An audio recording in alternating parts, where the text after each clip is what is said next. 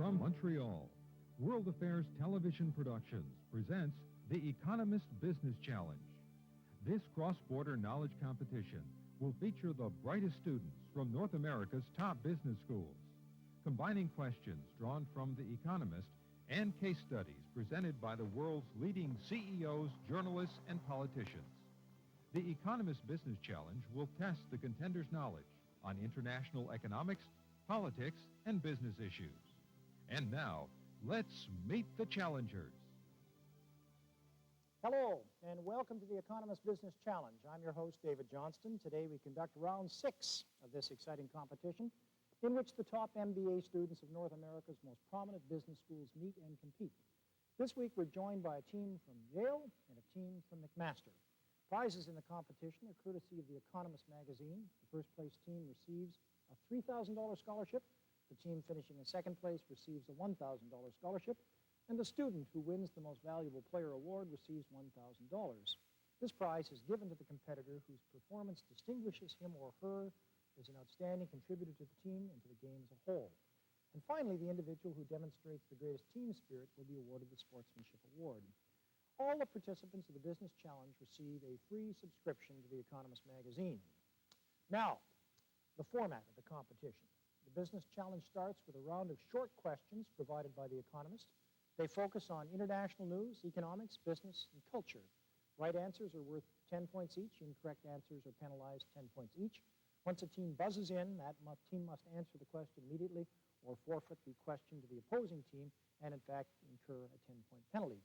Part 2 is the problem-solving segment of the competition. Contestants receive actual business case studies to which they must find creative solutions.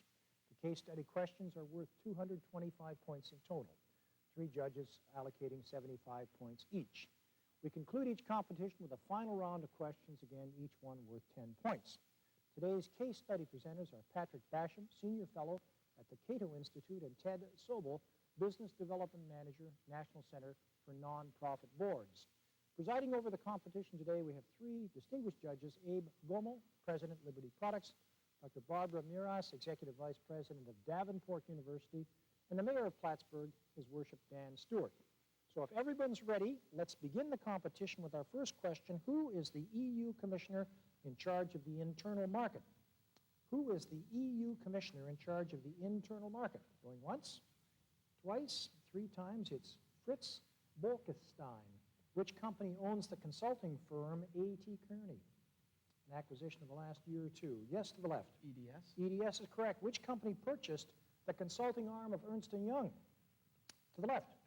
Correct. What is the name of Russia's largest company? Gazprom. The right. Gazprom. Lou Gerstner of IBM, Harvey Golub of American Express, and Jeffrey Skilling of Enron are all alumni of, to the left? McKinsey. Which firm? McKinsey. Well done. Whose CEO designate resigned a month before he was due to take over? What company are we looking for here? Whose CEO designate resigned a month before he was due to take over? To the left? Marconi. That is correct. Which joint venture telecom partnership was dissolved in July 2001? Concert. Concert, very large one. Which Russian company switched a planned share offering from New York to the London Stock Exchange?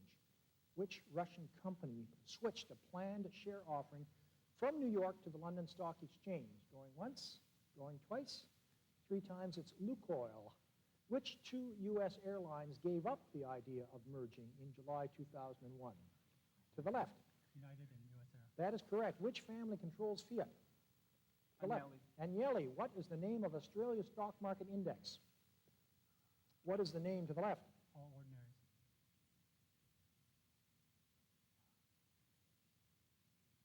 Do you have the initials for it? No. I'll accept that answer. I've given the initials, and it doesn't quite fit, but I believe that's a correct answer. It'll be registered as correct. Which French company is bidding with Fiat to take over Mont Edison, an Italian power company? Which French company is bidding with Fiat to take over Mont Edison, an Italian power company? French company. Going once? The initials will do. Going twice?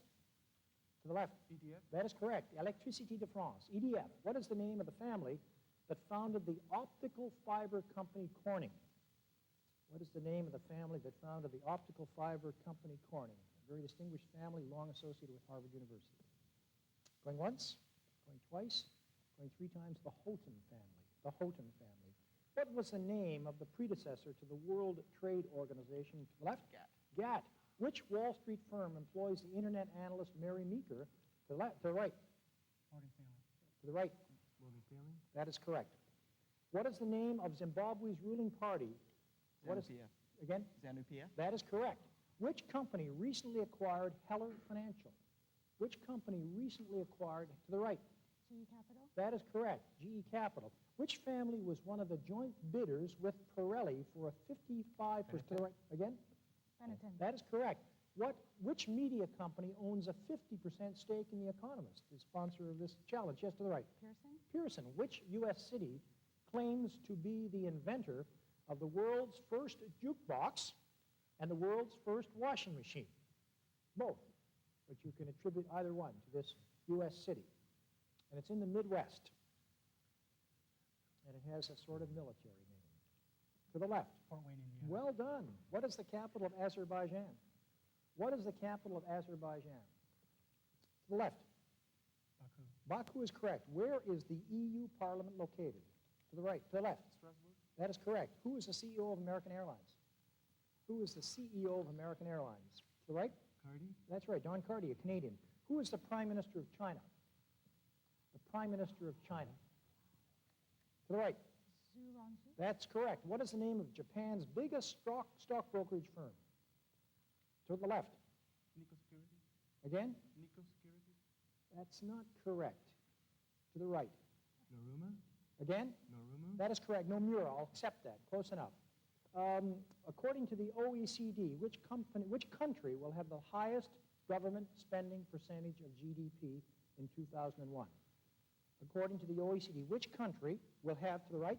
Japan. Incorrect. According to the OECD, which country will have the highest government spending percentage of GDP in 2001? The left?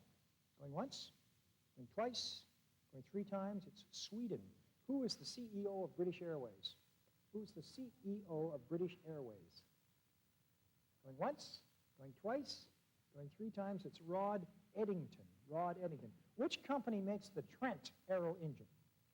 To the left. Rolls-Royce. Right. Which British entrepreneur effectively controls Formula One motor racing along with German media group Kirsch? To the left. Bernie Ecclestone. That is correct. Again? Bernie Ecclestone. Well done. Who is the chairman of American Express? To the left. Harvey Gola. Again? Harvey Gola.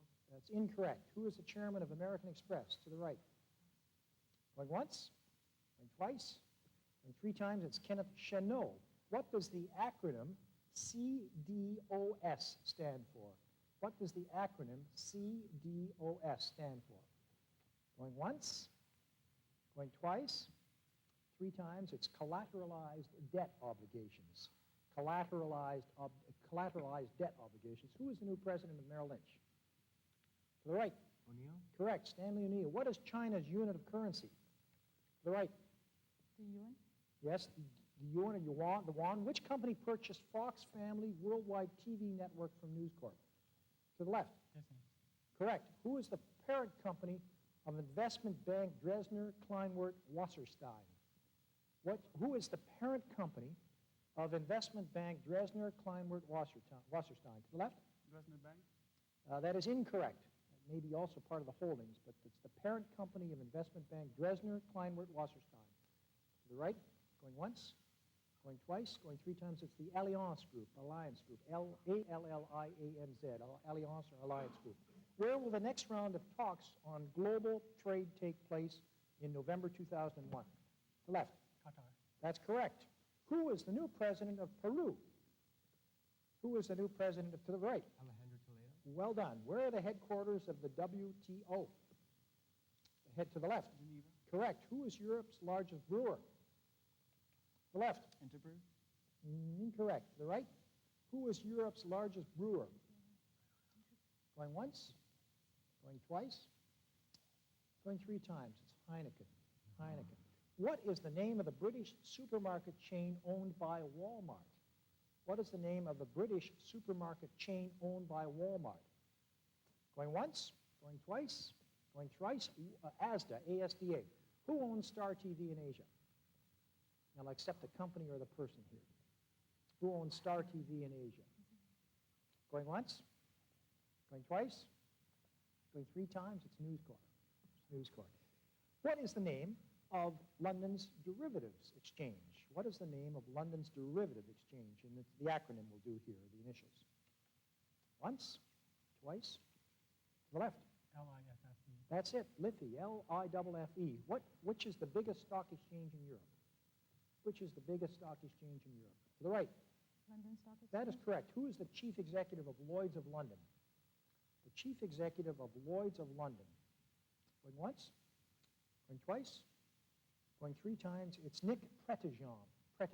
P-R-E-T-T-E-J-O-H-N. And that is our time for the first round of the competition.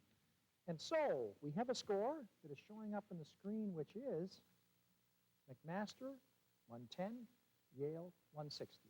110, 160, McMaster, Yale. So with that done, it's now time for the case studies. In this, the first round of competition, each school has been given 3 hours to prepare an answer to the case study problem. As we progress to the quarterfinals, the time is decreased to 1 hour. In the semifinals, it's decreased again to 15 minutes. In the finals, contestants receive 1 very large minute for preparation. Each team is awarded a mark out of 225. And joining us now with our first case study question is Patrick Basham, Senior Fellow at the Cato Institute, the question going to Yale. In the last decade, U.S. prisons have become extremely overpopulated. There are now about 2 million prisoners behind bars. Also, the cost of keeping these prisoners locked up is quite high. The U.S. spends about $40 billion per year. These expenses have drained funds from the state and federal governments. Therefore, pressure has been put on legislators to find a way to alleviate this burden on taxpayers' dollars. The solution that many of these governments have come up with is to contract out many of these prisons to private companies.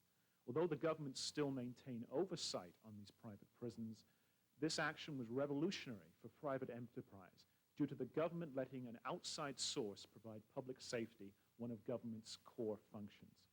According to many recent studies, private prisons have continually outperformed public prisons financially and in areas such as safety, order, and management. A common practice in the private prison system is to employ the prisoners to produce commodities and provide services for society. The profits from this labor are distributed to self-funding of the prisons, to victim compensation, and to the prisoner.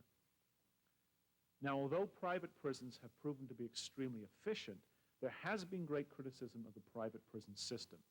Critics state that private prisons have no real incentive to educate prisoners, and educated prisoners have been proven less likely to re-offend. Basically, opponents of the private prison system claim that private prisons choose profits over rehabilitation. Your questions. First, does the private prison system survive a cost-benefit analysis? Do all the financial benefits of the private prison system outweigh the qualitative fallbacks, such as the lack of education and other forms of rehabilitation?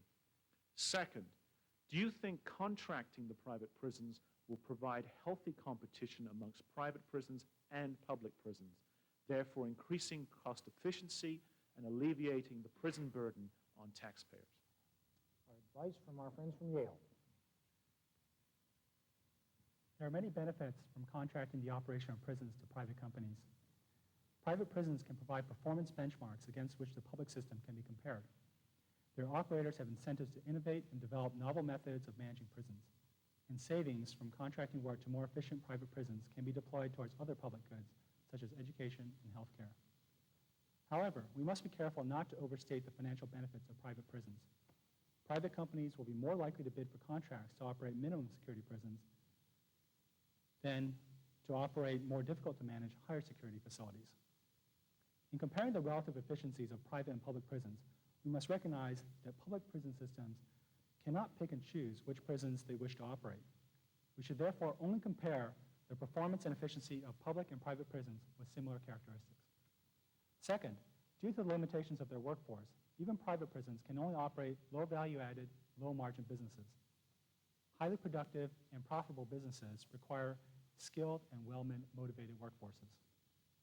These issues cast doubts on how attractive private prisons may be from a cost-benefit point of view.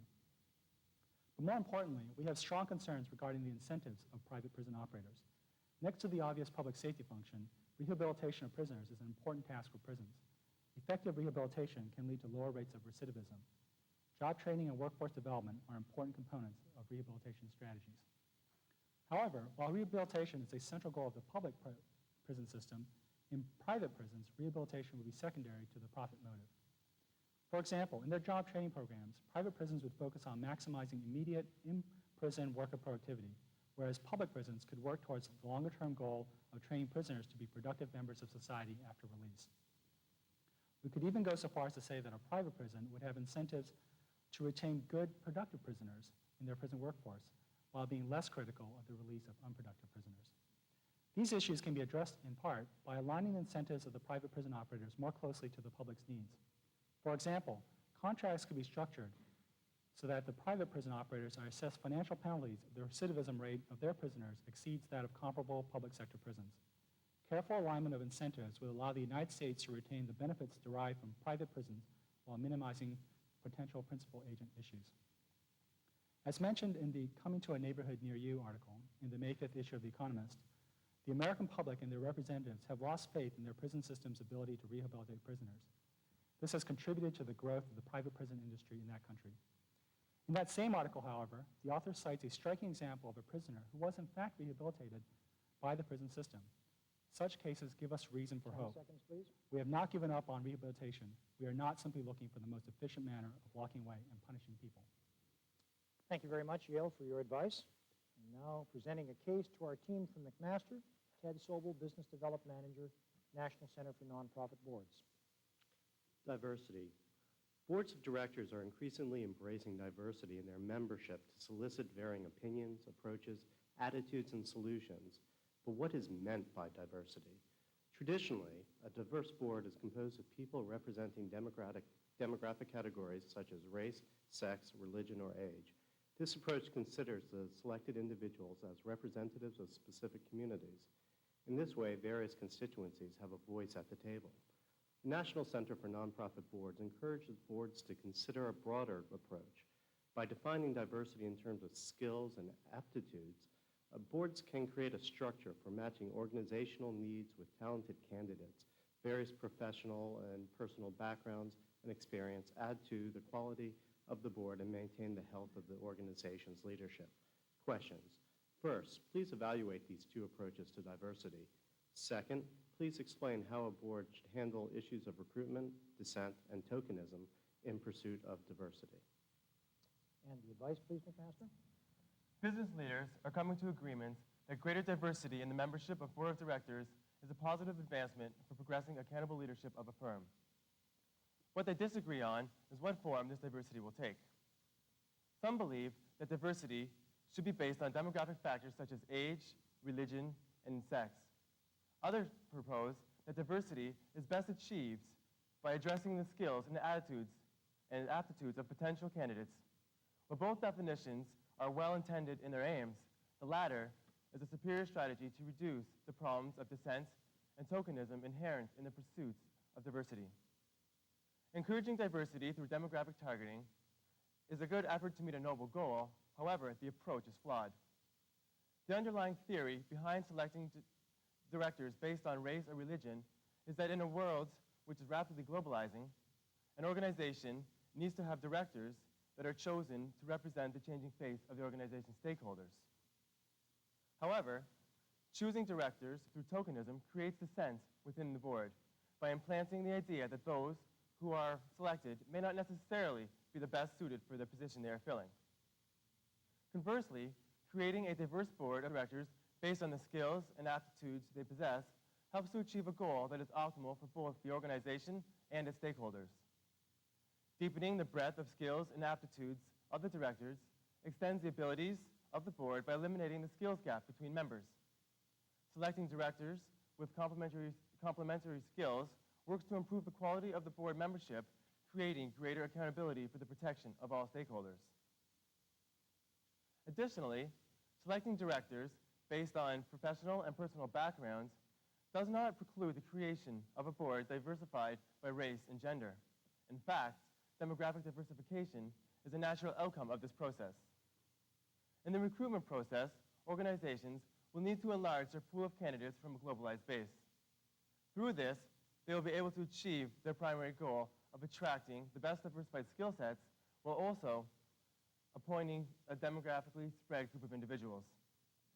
By focusing on diversification of skills, dissent among disenfranchised board members can be minimized. Firm establishment of the rules and objectives of the board of directors' appointments is the first step in reducing dissent.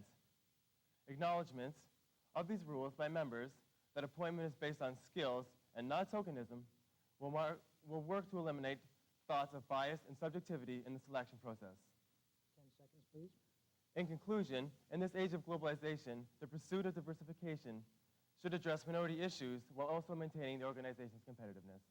Thank you very much, McMaster, for your advice. We now move on to the final section of the show, the short questions, again worth 10 points each. And the first question is, what is the full name of the CBI in Britain? What is the full name of the CBI in Britain? What does that acronym stand for? CBI.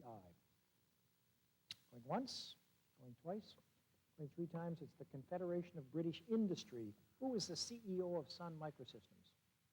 To the left. Scott McNeil. Correct. Who is Saudi Arabia's oil minister?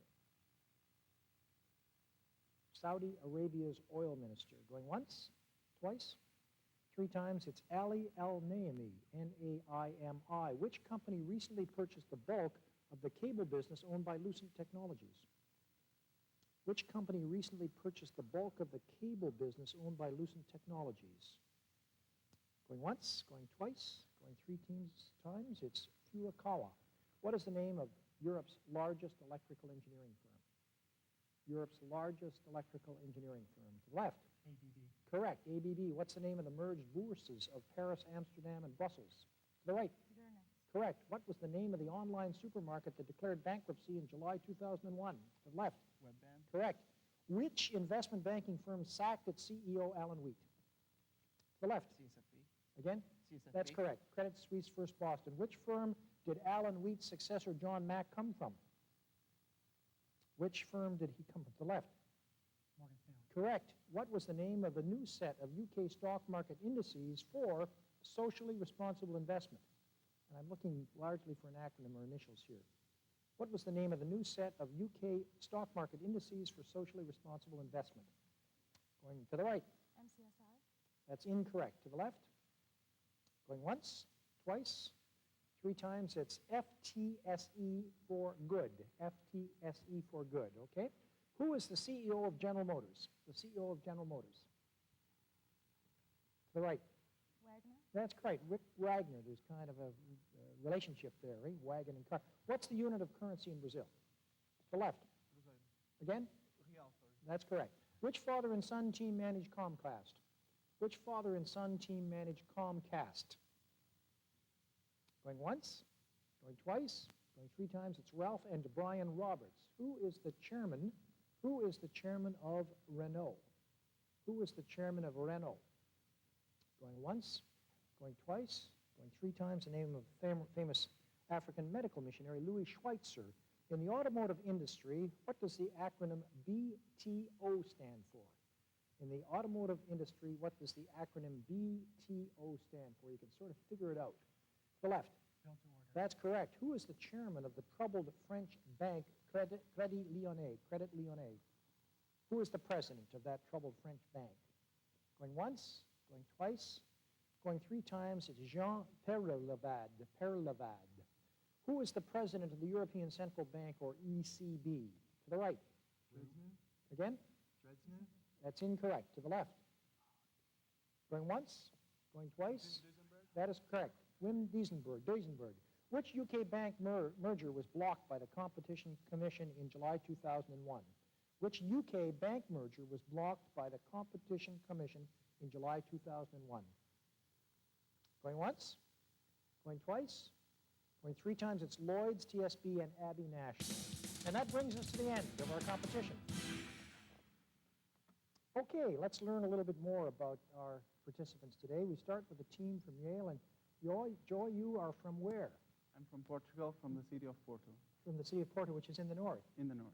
Right. Famous for The port port and wine. sherry, huh? Yeah. Port wines. That goes back 400 or 500 years? Yeah, 400 or 500 years. And exporting around the world, or at least to the European part of the That's world, right. 400 or 500 years ago. What brought you to Yale?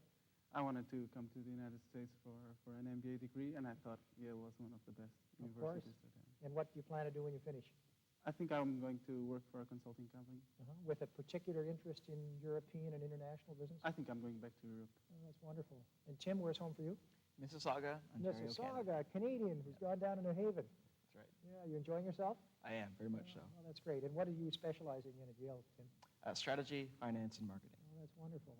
And Larry, what part of the world do you hail from? I'm originally from California. California. And you spent some time in Peace Corps work. Yes, that's right. And where in particular? I was in Ghana in West Africa. And what was your specific orientation there? I was working with farmers cooperatives doing small business development. Wonderful. Do you expect to return to that kind of endeavor? I hope so. And Yale has a special claim, I think, to doing that very well, doesn't it? Yes. Wonderful. Over to McMaster. Todd, you and I have a connection. That's the University of Waterloo. You did your first degree there? We shared the stage before. You actually gave me my diploma. One of the best you've ever given. And you then went to travel for a year. Yeah, I took a little bit of time off, and I thought I'd see the world. Went around the world. Where did you spend the most of your time? I was in Spain for a little while, and actually had the chance to do the running of the bulls, which was I bet you ran pretty quickly, huh? Oh, you have to. Yeah. Becky, where's home? Calgary's home. Calgary is home. And what do you plan to do when you finish up? I'm hoping to get a position in marketing, international marketing in a biotechnology or pharmaceutical firm. Wonderful. And you've got a scientific background, do you not? Yes, I have a master's degree in medical biochemistry. How exciting to have those combinations. And Andrew, what is your plan? I'm looking to do some investment banking, I think, but upon initial graduation, I think I need to take some time and travel. That's good. You're going to follow Todd, huh? Yeah. Around to Spain and run with the bulls. He'll show me the way. Yeah. I think we've got our calculations done now. We're ready to announce the winner of the Business Challenge. Our judges have awarded a score of 413 to Yale and 274 to McMaster. So congratulations to Yale, who goes on to the quarterfinals. And to our audience and to the viewers at home, thank you so much for watching the show. Stay tuned for next week's program when it's the University of Pennsylvania meeting the University of Western Ontario in the next edition of the Business Challenge. Keep on keeping up through the pages of The Economist. On behalf of all of us at World Affairs Television Productions, we wish you all a good week. Until next time, thank you.